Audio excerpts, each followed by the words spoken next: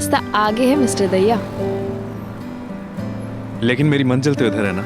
ओहो, आपको ना फिल्मों में लिखना चाहिए, एकदम हिट हो जाएंगे और फिर मुझे शाहरुख से मिलने का मौका मिल जाएगा। हद है यार, इस शाहरुख ने मेरी लव स्टोरी का दी एंड कर रखा है। शाहरुख कितना भी हैंडसम क्यों ना हो, but for me you are the most handsome man in the world.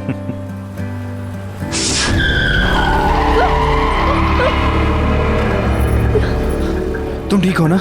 क्या हुआ?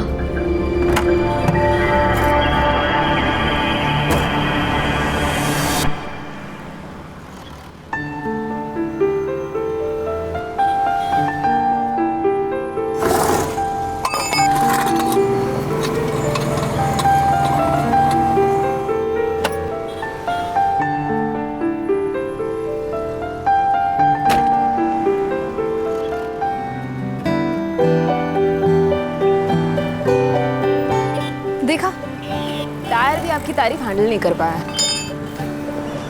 अच्छा। तुम भी ना।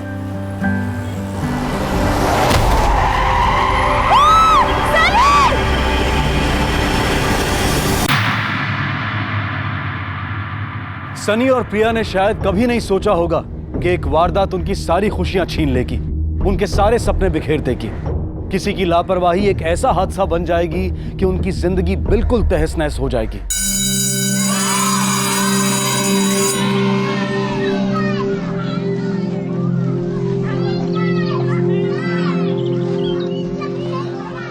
प्रिया जी जी, सेकेंडरी स्कूल के सारे टीचर फिल्म देखने जा रहे हैं, तो आप भी चलिए। वैसे तो आप कभी जाती नहीं है, तो आज से ही।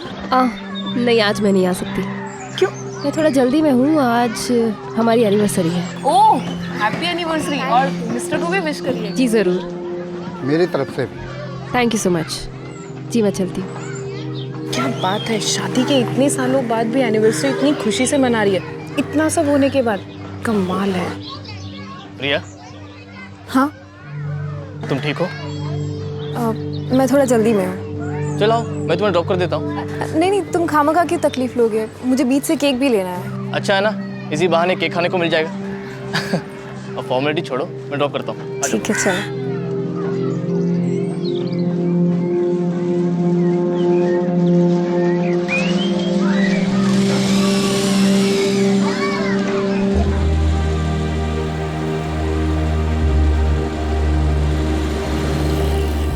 8 साल बीत चुके थे उस हादसे को, जिसने हमारी दुनिया तबाह कर दी थी।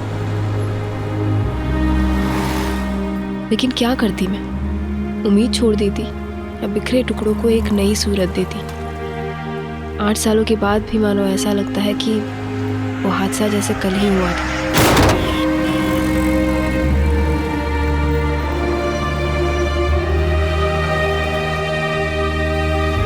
मुश्किल रास्ता तय कर इस मोड़ पर तो पहुंच गई, पर मैं ये नहीं जानती थी कि आगे मेरे लिए मुसीबतें और बढ़ने वाली थी।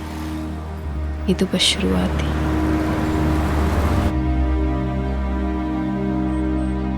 तो आज केक खाने को मिलेगा। हाँ हाँ चलो। रे भाभी, किधर रहेगी थी आप?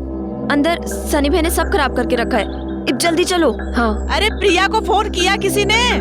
प्रिया तुम जाओ, कल स्कूल में मिलेंगे। ठीक है। अरे आ गई तू?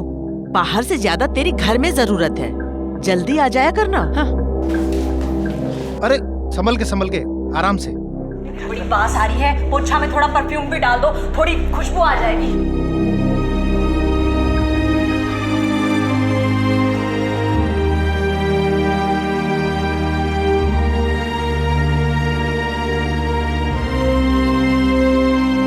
चिंता मत कीजिए, मैं हूं ना, 2 मिनट में साफ हो जाएगा।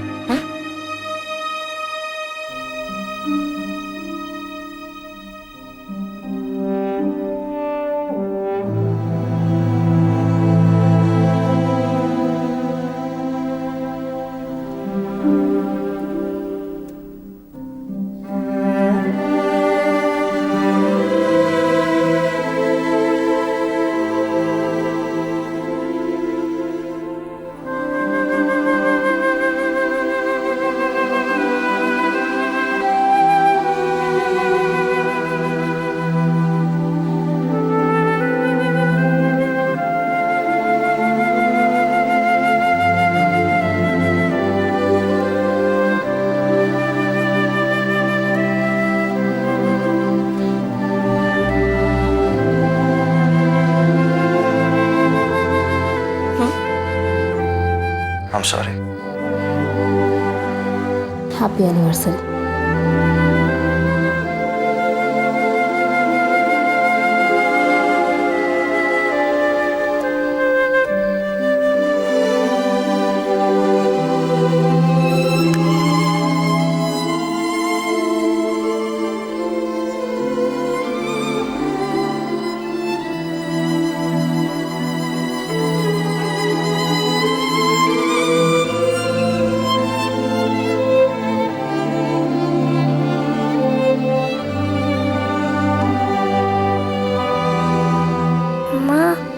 आप रो क्यों रहे हो?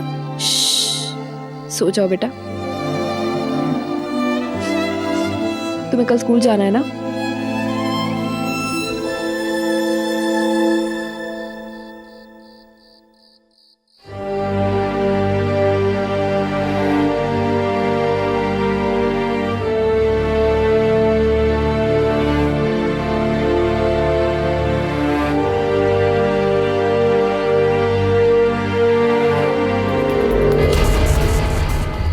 मन्ने भी तो दे दे थोड़ा सा। भाई साहब क्या कर रहे हैं आप? भाई साहब ना अजीब बोलिया करो, अच्छा लगता है। अरे अरे मेरे पास साहब कितना अकड़ गया है बदन, दबा दो थोड़ा सा। अरे इधर तो आप क्या कर रहे हैं आप? छोड़ो! बचाओ! बचाओ! कोई है? क्या? क्या? कोई है? क्या हो गया? कौन? कोई है? कौन है? कौन है? कोई है जो मुझे मारना चाहता है। अरे कौन है? मेरा गला दबा के मुझे मारने की कोशिश। क्या हो गया? यहीं से भागा है। मैं यहीं से भागा। अरे मन्ने तो सब जगह देख लिया, बाहर भी देखा, कोई ना मिला। तूने पक्का देखा था? पक्का भाई साहब, जैसे उसने मेरे पे हमला किया मैं जग गया, फिर मेरी चीख मारने पे वो भाग गया। भागते हुए मैंने उसकी परछाई भी देखी थी। हमें पुलिस को ना बाबा ना, सबसे पहले तो वो हमें पे शक करेंगे, हमें ना पड़ना पुलिस के चक्कर में। हाँ सही तो कह रही है भाई, सो रहा था, सपना देखा होगा, ये सब वहम भी तो हो सकता है। इस बात पे पुलिस को बुलाने की क्या जरूरत है? मैंने कहा ना कोई था, मतलब था।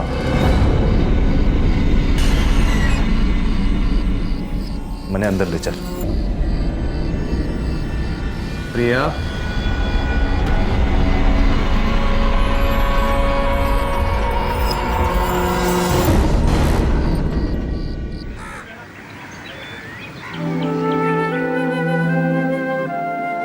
अब पराठे खाइए, मैं चाय लेकर आती हूँ।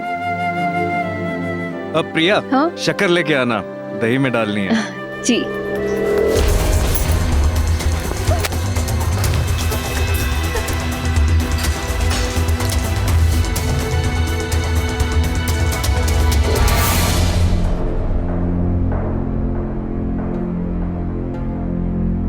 तो भाई ये भी कैसा है? कल तो सारे घर की नींद उड़ा दी तन्ने।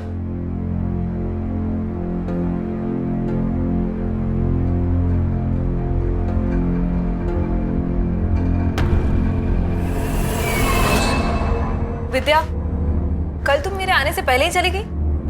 मैं माँ जी को बता के गई थी मैडम जी। बात बता के जाने की नहीं है। खैर, अभी ज्यादा रुकना पड़े तो रुक जाना, मैं ओवर टाइम के पैसे दे दूंगी, ठीक है? जी मैडम जी।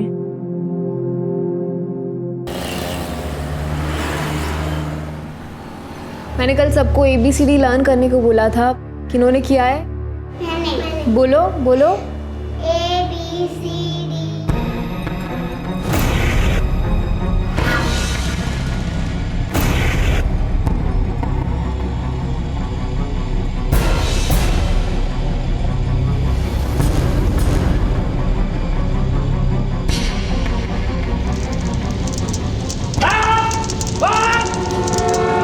क्या?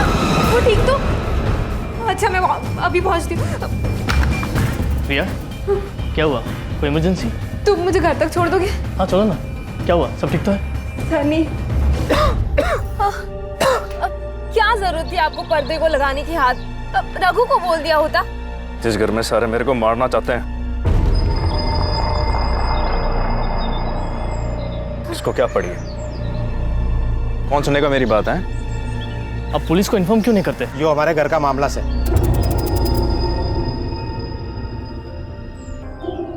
प्रिया, मैं चलता हूँ। संदीप जी, अपना ख्याल रखिएगा। प्रिया, किसी भी बात की जरूरत हो तो मुझे। है ना, हम सब संभाल लेंगे। थैंक यू आनंद। मैंने एक बात बताई तो आप सब, आप में से ऐसा कौन सा है जो मुझसे इतना तंग आ गया कि मेरा मरा मुंह देखना चाहता है? ओए सनी, ताने क्यों मारा से? ना भाई साहब, बता दो, खुद ही मर जाता हूँ, आप सबकी दिक्कत कम हो जाएगी। ओए अपनी जबान पर कंट्रोल रख वरना। अजीत, बस अब चुप हो जा। अरे अपाइस है तो इसका मतलब ये से कैसे ताने मारने का लाइसेंस मिल कैसे? मैंने कहा ना, अब चुप हो जा।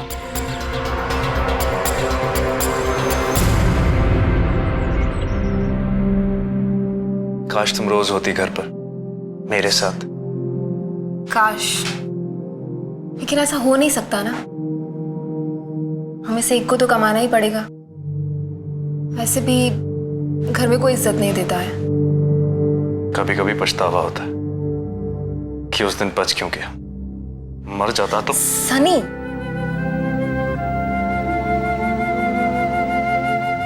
माँ, मुझे नींद नहीं आ रही। अरे मेरे रिंकी बच्चा को नींद नहीं आ रही? ऐसे कैसे? मैं नीनी को अभी बोलती हूँ कि आए जल्दी जल्दी। हाँ, आप एक काम करो, पापा के साथ बैठो, गरम गरम दूध लेकर आती हूँ। हाँ, चलो चलो चलो। आजा बेटा।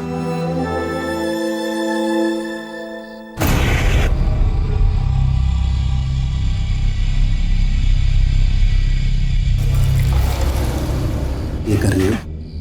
आप क्या कर रहे हो? अरे कुछ। अरे सुनो, दरवाजा तो बंद कर लो। अरे इतनी रात में कोई नहीं आवेगा। अरे कुछ नहीं सुनना वैसे भी। कोई है वहां पे? अरे कोई नहीं है, रुक जा, मैं देखता हूँ, रुक। जाओ ना, देख के आओ।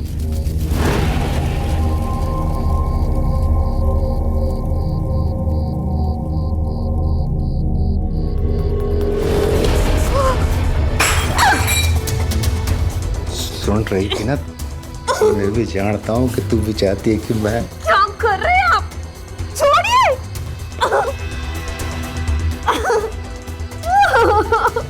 छोड़ो।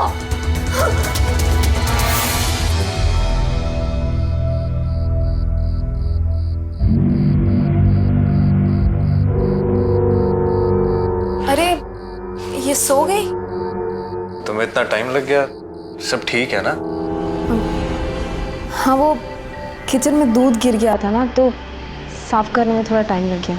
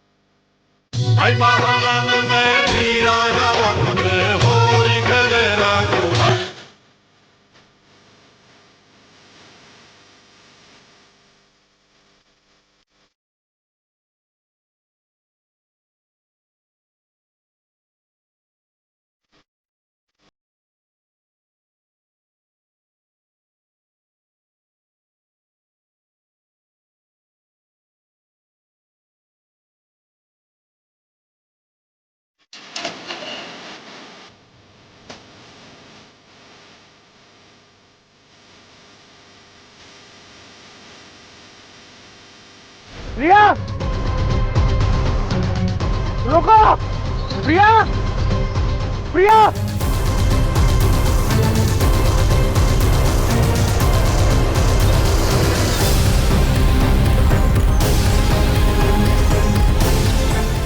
रखो, कोई रोको।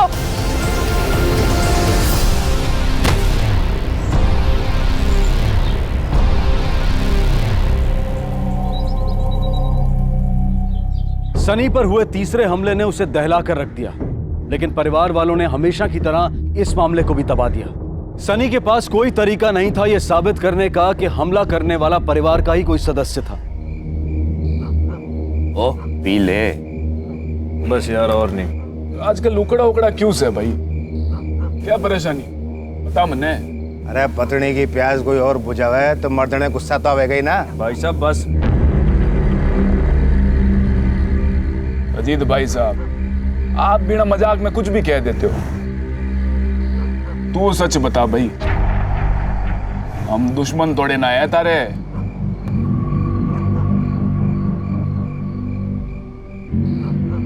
अरे तुम लोग मनाते रहो इसने, मैं ठंडा पानी लेके आता हूँ।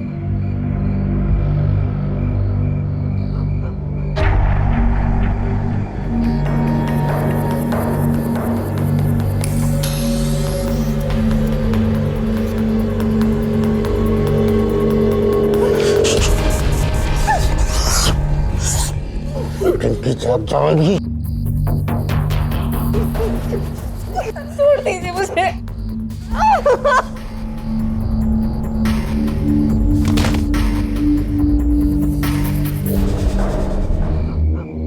लो भाई, ठंडा पानी आ गया। वाह वाह भाई जी।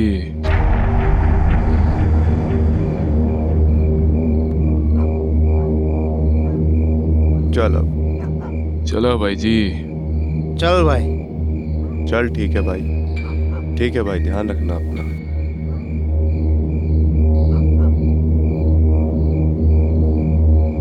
आज तने ले चलूं क्या अंदर?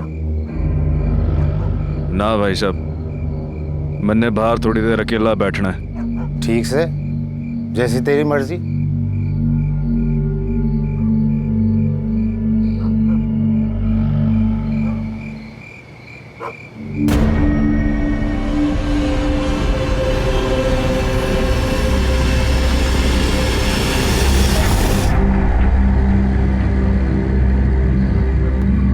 रखो।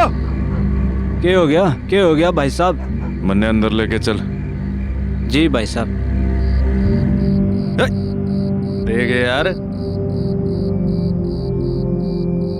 बस भाई साहब लेटा दो क्या बिस्तर पे? तू रहन दे, यहाँ तक ले आया गनीमत है। ये बजा। ठीक से फिर। प्रिया, प्रिया, अरे कितनी गहरी नींद में सो रही हो प्रिया? प्रिया, रघु, प्रिया, क्या हो गया? रिंकी किधर? प्रिया, रिंकी, क्या हो गया? रिंकी, प्रिया, उठो ना। प्रिया,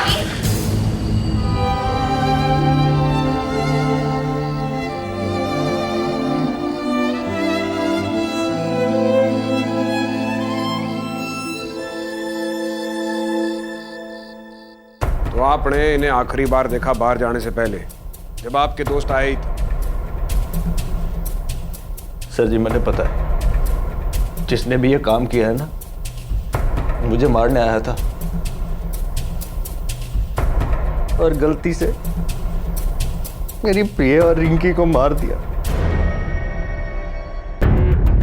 सर जी मौत दम घुटने से ही हुई है। पति का यह मानना है कि उसकी जगह गलती से पत्नी मर गई। एक बात समझ में नहीं आई कि अगर पति की जान पर इतने सारे हमले हुए तो परिवार वालों ने पुलिस में रिपोर्ट क्यों नहीं की? सर जी हो सकता है अंदर का ही कोई आदमी हो जिसने सन्नी की हालत से तंग आकर उसे मारने की कोशिश की हो, या फिर किसी और वजह से। मुमकिन है। जाखड़। जी सर जी। पूरे परिवार की हिस्ट्री निकालो, सन्नी की भी। उसका एक्सीडेंट कब हुआ था, उसकी दुश्मनी, उसे मारने का कोई पॉसिबल मोटिव पता करना है कि वाकई गलत निशाने का मामला है या कातिल प्रिया को ही मारने आया था। आपकी और प्रिया की तो अच्छी दोस्ती थी ना? जी। स्कूल में ऐसा कोई और जिसके साथ उसकी नहीं बनती हो या कोई अनबन हुई हो? नहीं, सबके साथ बहुत फ्रेंडली थी। कभी उसने आपके साथ डिस्कस किया कि घर पे किसी के साथ उसका झगड़ा हुआ हो?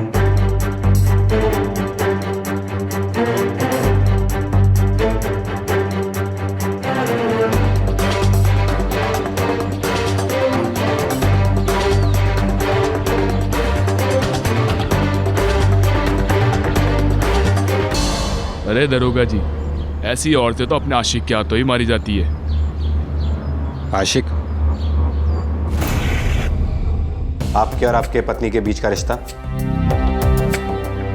उनका किसी और के साथ कोई संबंध?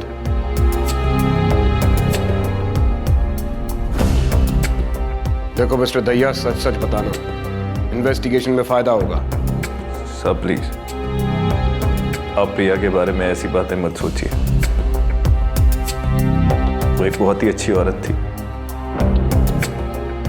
साफ सी बात है सर, जो कोई भी मुझे मारने आया था उसका शिकार प्रिया बन गई। और सर, रिंकी को आपकी किसी के साथ कोई दुश्मनी? साहब, जब कोई शरीर का हिस्सा सड़ जाता है ना, तो उसे काट कर फेंक देते। इसी तरह मेरे घर वालों ने भी मुझे पराया कर दिया।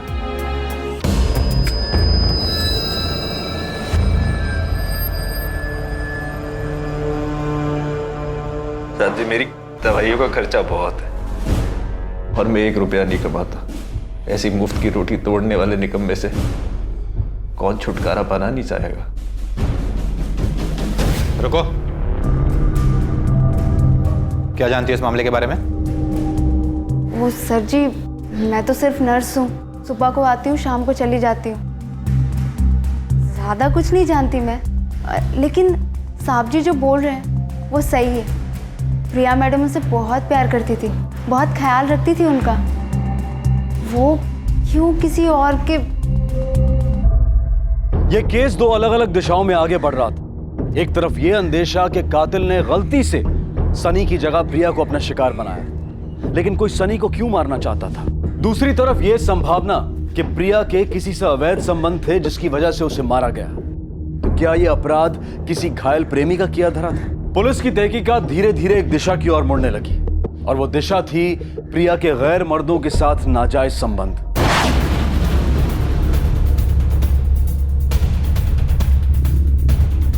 सर जी, सन्नी दहिया के नाम इंश्योरेंस पॉलिसी थी 50 लाख की। शायद इन्हीं पैसों के लिए कोई सनी को मारना चाहता हो।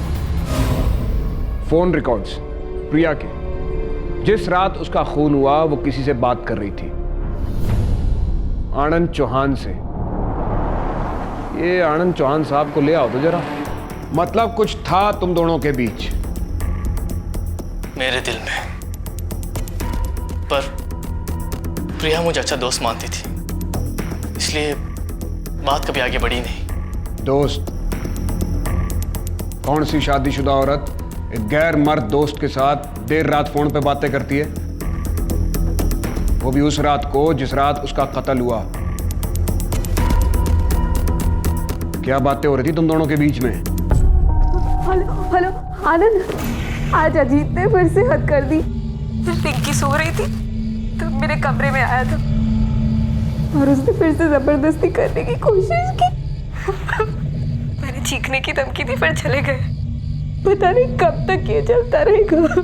प्रिया, ये सब बातें तुमको संदीप को बता देनी चाहिए। नहीं, मैं सनी को नहीं बता सकती।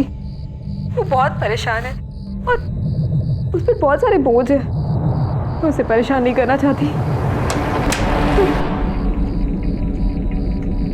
आनंद, मुझे लगता है कि शायद अजीत फिर से आया और कॉल कट गया।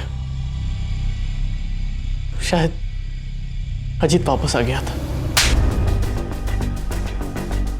आप मारे को इस तरह? मैंने कोई अपराध थोड़ी किया से। आनंद चौहान को जानते हो? उसने बताया हमें कि तुमने कई बार प्रिया के साथ जबरदस्ती की। चौहान एक नंबर का झूठा से साहब जी, जलता मारे थे। प्रिया को किसी के साथ बांटना नहीं चाहता। तुमने प्रिया के साथ जबरदस्ती की। प्रिया ने खुद ये बात फोन करके आनंद को बताई थी। मैंने कोई जबरदस्ती नहीं की सर जी। मैं तो उससे वही मांग रहा था जो वो सबको दे रही थी, आनंद को और यहां तक कि वो नौकर रघु को भी। और पता नहीं उसके कितने आशिक थे। मैंने सोचा भाई उसकी जो जरूरतें हैं उनको मैं पूरी कर देता हूं। घर की बात घर में रह जाएगी। समझ रहे हैं ना आप? मैं तो साहब जी उस पर एहसान कर रहा था। और उस रात उसने तेरे इस एहसान को ठुकरा दिया तो तूने उसकी जान ले ली। मैंने साहब जी किसी की जान नहीं ली, मैंने कुछ नहीं किया। तूने पहले पैसों के लिए अपने भाई की जान लेने की कोशिश की 3 बार, तो तीनों बार नाकाम रहा। फिर उसी फ्रस्ट्रेशन में, उसी मायूसी में तूने प्रिया को मार दिया ना।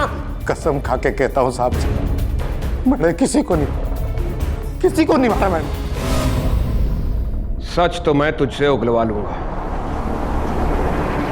जोर इस्तेमाल करने के बाद भी पुलिस अजीत से कुछ नहीं बुलवा पाई। नौकर रघु से भी पूछताछ की गई, लेकिन उसने प्रिया के साथ ऐसे किसी भी रिश्ते से इनकार किया। अब कोई रास्ता नजर नहीं आ रहा था। तहकीकात मानो थम सी गई थी।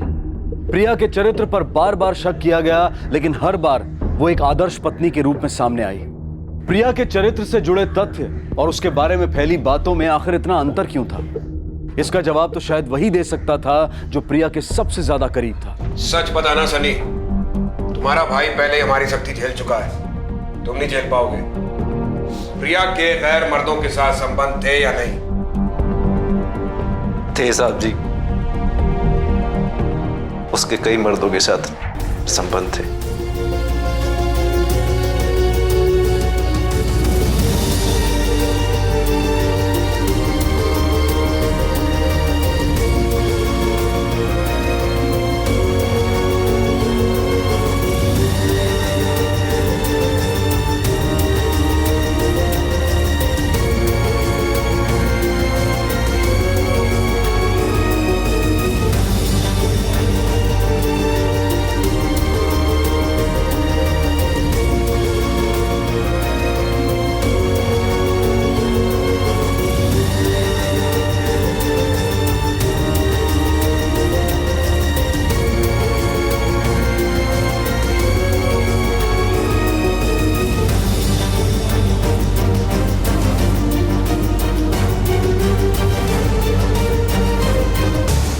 तुम्हें ये सब कैसे पता चला?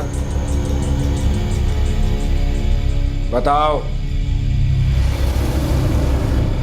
मेरे घर वालों ने बताया साहब जी। मैंने तो चौहान के साथ उसे घटिया होटल में जाते हुए देखा है। मैंने भी रघु के साथ उसे नैन लड़ाते हुए देखा है। आप सब लोगों को गलतफहमी हुई है, वो ऐसी ना है। क्या गलतफहमी हुई है? अरे मैं तो 24 घंटे उसको फोन पे ही देखती हूँ और पूरा पूरा दिन तो वो घर से गायब रहती है। मेरे लिए प्रिया पर शक करना नामुमकिन था साहब जी, लेकिन धीरे धीरे उसकी हरकतों से, उसकी बातों में छिपे सच मेरे सामने आ गए। पति पत्नी के बीच में ये बातें ज्यादा देर तक छुपी नहीं रह सकती साहब जी, पता पड़ ही जाता है। और इसीलिए तुमने उसे मार दिया? मैं मारूंगा साहब जी? ऐसी हालत में मैं मारूंगा प्रिया को? अगर मैं प्रिया को मारने के काबिल होता तो शायद ये नौबत ही नहीं आती। मैं उसे जिंदगी भर खुश रखता। और साहब जो उसने किया उसमें इसकी कोई गलती नहीं है, उसे हक था ये करने का। जो खुशियां मैं उसे नहीं दे सकता उसने कहीं और से ली। बताइए मनदीप जी, सनी को प्रिया के नाजायज चक्करों के बारे में बताने की क्या जरूरत थी? कहीं आप घर वालों ने मिलकर तो नहीं उसे मार दिया? खानदान की इज्जत के लिए? नहीं, ऐसा तो कुछ भी नहीं था। ठीक है, आप खुद नहीं बताएंगी तो? वो सनी को कुछ हो जाता तो इंश्योरेंस के सारे पैसे प्रिया को मिल जाते।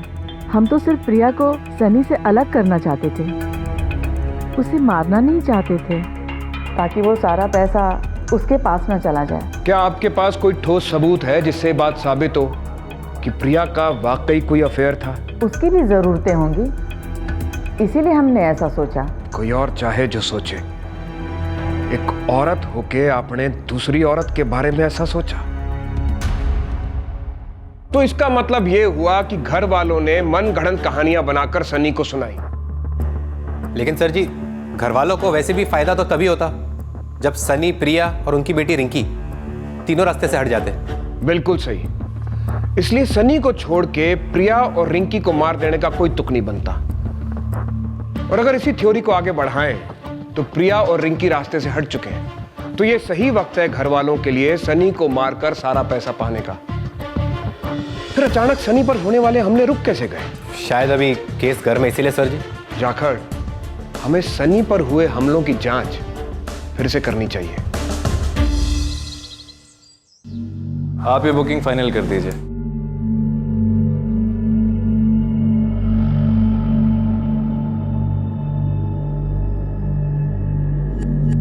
ये सब क्या है सनी?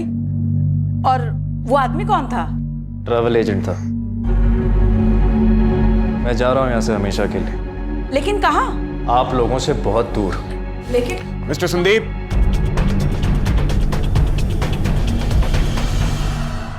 इस स्लोप से आपकी व्हीलचेयर नीचे गई और इससे पहले कि आप सड़क के बीचों बीच पहुंचते, विद्या ने आकर आपकी जान बचा ली। आपने देखा नहीं कि आपको धक्का किसने दिया था? नहीं साहब जी, मेरे से गलती हो गई। उस वक्त मैंने भांग पी रखी थी। किसी को भी अपने आप के ऊपर हुए हमले बड़े बारीकी से याद रहते हैं मिस्टर संदीप। साहब जी, लेकिन उसे नहीं जिसने अभी अभी अपनी बीवी और बच्चे को खोया हो। साहब जी, बहुत अंधेरा था। फिर मैंने शोर मचाया और वो भाग गया, लेकिन भागते वक्त मैंने उसकी परछाई सी देखी थी। अंधेरा था तो परछाई कैसे देखी? सर जी, मैं खिड़की की इस साइड बैठा था, कुछ अपने ख्यालों में खोया था। फिर इस पर्दे में आग लग गई। इसका मतलब पर्दे को किसी ने बाहर से ही आग लगाई है, क्योंकि अंदर से अगर कोई कोशिश करता तो तुम उसे देख लेते। तुम तो खिड़की के आसपास ही थे ना। शायद सर। सनी के जवाबों में पुलिस को कई असमानताएं नजर आईं। साथ ही जांच पड़ताल ने साफ कर दिया कि शक के दायरे में कई लोग थे और पुलिस ने इन सभी पर कड़ी नजर रखना शुरू कर दिया।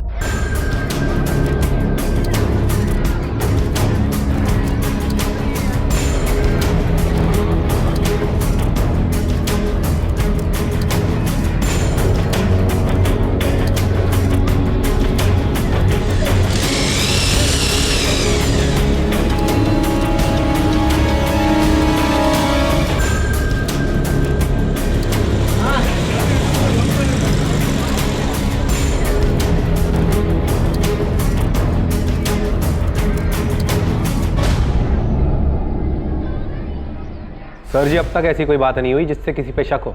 हमें सतर्क रहना पड़ेगा जाखड़। कातिल इन्हीं में से कोई एक है। किसी भी पल इनमें से कोई अपना आपा खो सकता है और अपराधी की एक छोटी सी गलती हमारे लिए एक बड़ा मौका साबित होगी। एक बात और अजीब लगी, प्रिया के साथ होने वाले हर वाकये का ब्यौरा सनी ने बड़ी बारीकी के साथ दिया।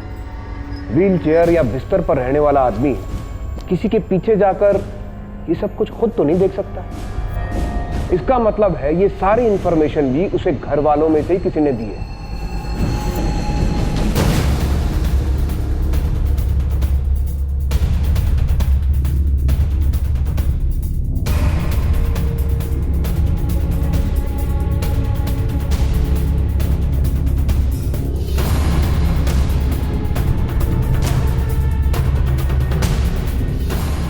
बता, सनी के लिए प्रिया पर नजर तुम ही रखती थी ना?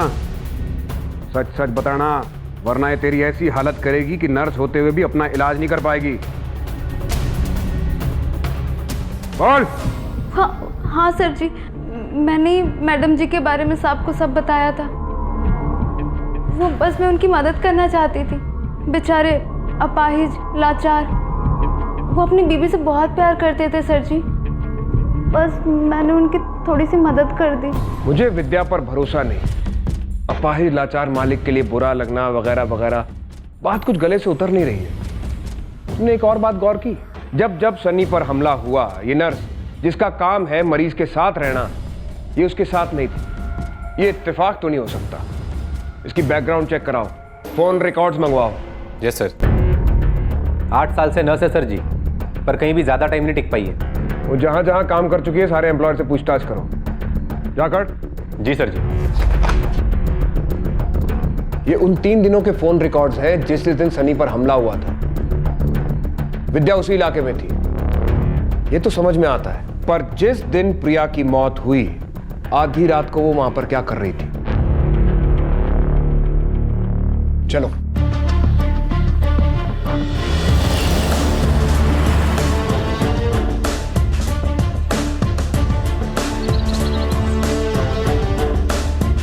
तो जी कहाँ पहुंचने की इतनी जल्दी है? वो सर जी कहीं जा रहे हैं तो उन्हें अब मेरी ज़रूरत नहीं है सर, इसलिए सोचा कि थोड़े दिन अपने बहन के घर हो आऊं। ये क्या जानती है? तेरे फोन रिकॉर्ड्स।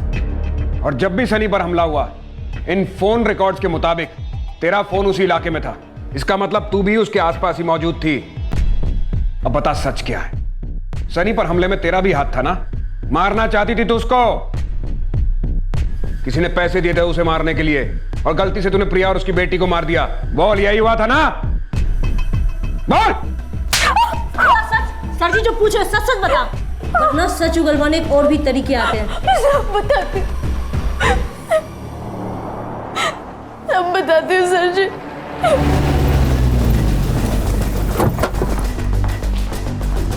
कहाँ है वो? कौन?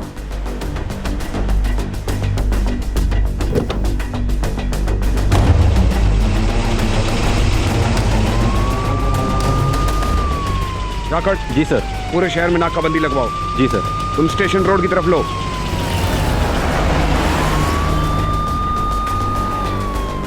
हेलो, हाँ, मार्केट एरिया और टोल नाके पे नाकाबंदी लगाओ। सफेद रंग की टूरिस्ट व्हीकल है, आखिरी नंबर 8477, हाथ से निकल ना पाए।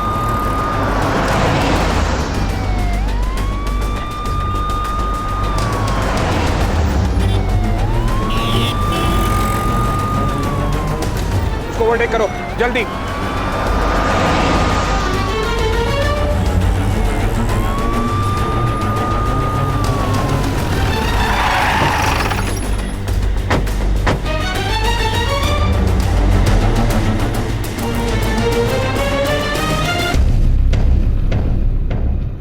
हाँ, मैंने ही अपनी जान पर झूठे हमले करवाए थे विद्या की मदद से।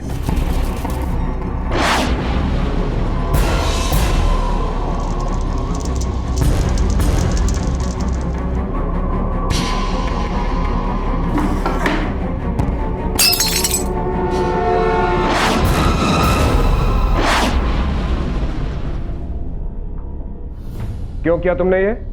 ताकि तुम पर कोई शक ना करे जब तुम अपनी पत्नी और अपनी बेटी का कत्ल करो। उसके नाजायज संबंध है साहब। इधर मैं अपनी व्हीलचेयर पर सड़ रहा था और वो गुलछर्रे उड़ा रही थी मेरे भाई के साथ, हमारे नौकर के साथ, और वो उसका आशिक, उसके स्कूल में काम करने वाला टीचर। मैं जानता था ये प्रिया की जरूरत है, लेकिन ये मैं बर्दाश्त नहीं कर सका और मैंने उसे मार दिया।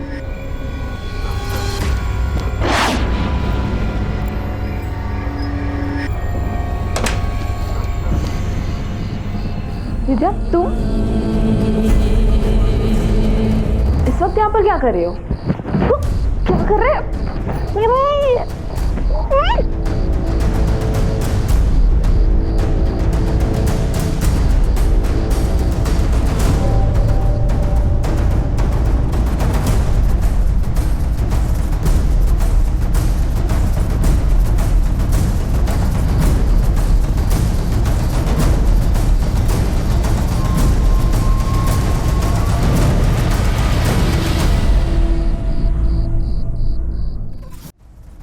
लेकिन बेटी ने क्या बिगाड़ा था? वो तो तेरी अपनी बेटी थी ना, उसे तो बख्श देता। मेरी रिंकी साहब, उसे मैं एक खरोंच भी नहीं आने देता, लेकिन वो जग गई।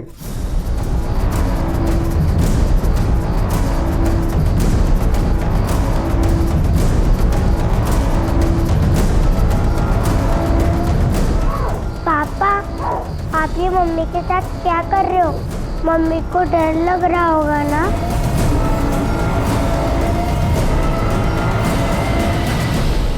उसने मेरा भरोसा तोड़ा था साहब, इसीलिए मारा मैंने से।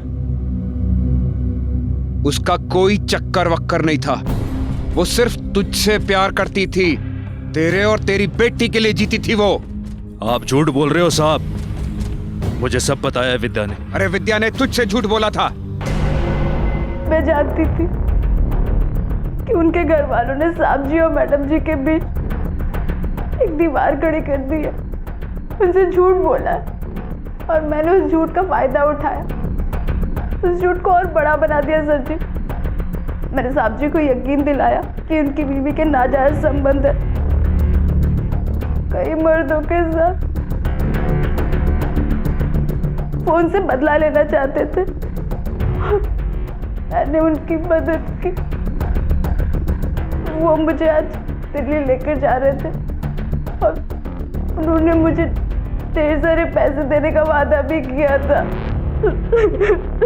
सब झूठ था और उस झूठ को तूने अपने ख्यालों से और बड़ा बना दिया। वहम था तेरा। तेरे अंदर इस शक को पैदा करके उन्होंने तेरा इस्तेमाल करके तुझसे तेरी पत्नी और बेटी का कत्ल कराया। वो पत्नी जो सिर्फ तुझसे प्यार करती थी, तेरे लिए जीती थी, वो बेटी जो तेरी पहली और आखिरी संतान थी, उसे भी बेरहमी से मार दिया तूने।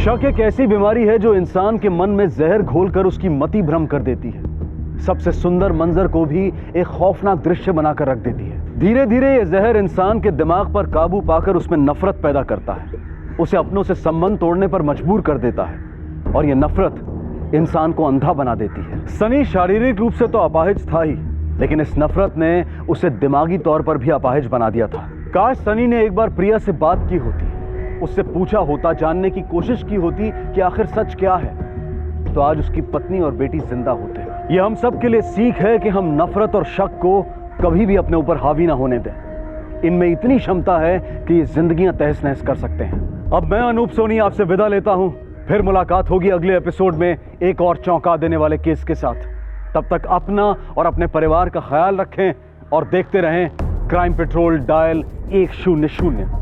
सबक एक को, सीख हम सबको। जय हिंद।